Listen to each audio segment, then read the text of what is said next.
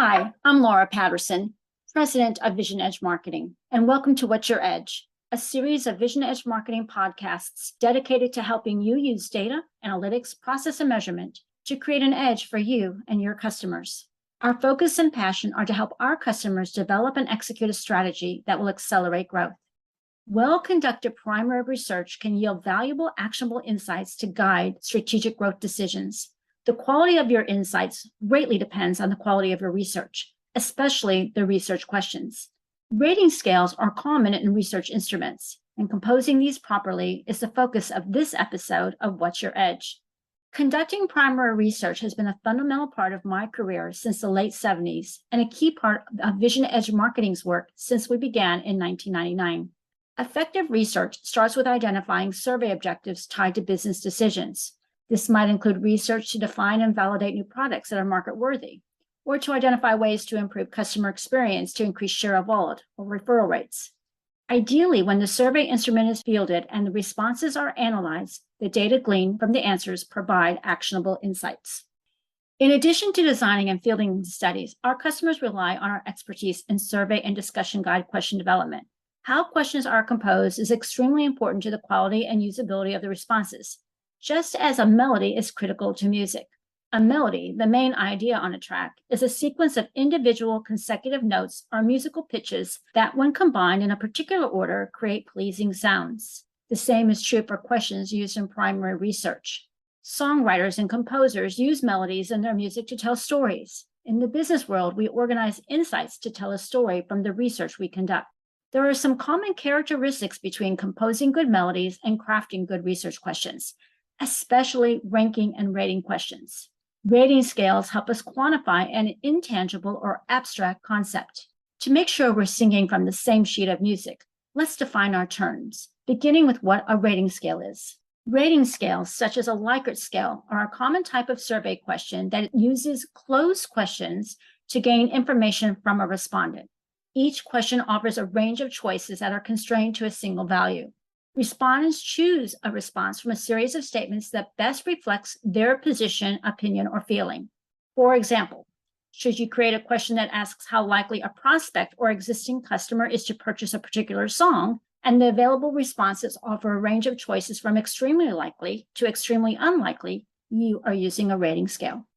Rating scales are often used to gain insight into choices around satisfaction level, degree of agreement, or recommendation likelihood. Creating a research instrument and crafting rating scales share some common elements with music, especially melodies. There are 4 primary elements of melody that are relevant to research instruments. Let's look at each one. First, intervals. By definition, a melody uses more than one note, so there will always be at least one melodic interval. The same holds true for research instruments. There is typically more than one question related to a topic. This allows researchers to capture nuances and ensure validity and reliability.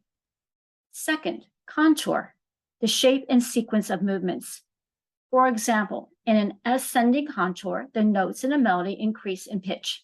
In terms of research, this would be the sequence of your questions. Third, scale.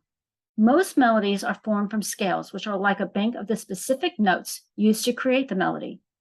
Results from rating scales reflect an individual's assessment of value. When results are collected, the answers form a comparative data set to examine trends. And lastly, fourth, range, the distance between the highest and lowest note of the melody. For rating scales, the most common number of choices on the scale range from 1 to 5 or 1 to 7 and 1 to 10, with the highest of the numbers typically reflecting a very strong preference, such as strongly agree, and the lowest number the opposite, such as strongly disagree. We'll talk more about range in a bit. Just like musical notes, which are always read from left to right, rating scales run left to right on a horizontal axis. One always represents the lowest scale n. As a participant moves to the right of the scale, the numbers increase. Let's delve deeper into range, as it's one of the most important elements for rating scales. A great deal of research has been done around scale points. When it comes to range, go for a wider scale range. Why? Because of the concept of extremeness aversion. Psychologists explain extremeness aversion as a tendency for people to avoid the outmost edge or ultimate poles of a situation, preferring a compromise or middle position. A Duke University study provides a good example. Researchers asked people to go on a virtual road trip.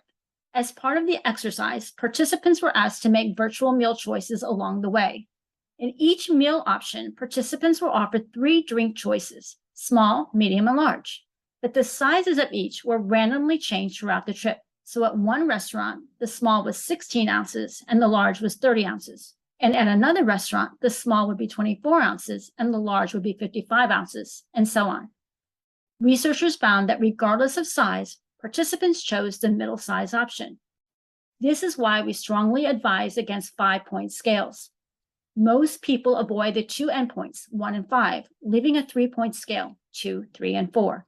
With a 3-point scale, participants are most likely to choose the middle option, 3. Too few response options or scale points force participants to select the best next alternative, which introduces a measurement error. Additionally, the analysis of a series of 3 from most of your participants will generally yield little to no actionable insights. What about using 7 or 10-point scales? Some researchers argue that 7-point response scales are the maximum number that an individual can process. But if you eliminate 1 and 7 from the scale, 2 through 6 remain. Once again, there is a middle option, 4. The middle option is generally a neutral response. Use the 7-point scale only if neutral responses will add value. We recommend a 10-point scale. While it may be hard to come up with adjectives, people better grasp the concept of something out of 10 options. Research has found that respondent preferences are highest for 10-point scales and allow respondents a greater range in which to adequately express their feelings. When 1 through 10 are eliminated, there's no middle choice. The 1 through 10 range forces participants to choose either a lower or higher score than the midpoint, which says a lot more about the participant's point of view. The numbers 8 and 9 become far more meaningful, as do the numbers below 5. Plus, research suggests that the greater the number of response options, the more reliable the scale will be. Composing winning rating scales takes the same elements as a good melody. Have a healthy interval of questions to ensure reliability and validity, carefully considering the contour sequence of your questions, choosing the right scale of answer choices, and most importantly, setting a wider range of options for respondents to choose from.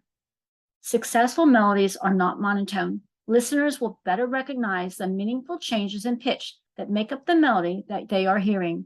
Questions using rating scales provide valuable growth-related insights when properly crafted. Let us know if you need help in any aspect of crafting effective research, asking the right questions to define objectives, designing and fielding the survey instrument, including ensuring your rating scales offer a wide range of highly relevant options, and interpreting the responses to provide more actionable business insights for you and your business going forward. I hope you found this episode of What's Your Edge helpful. What's Your Edge is the creation of Vision Edge Marketing.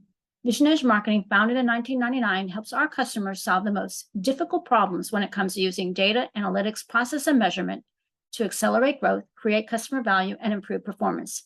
We always welcome hearing from you.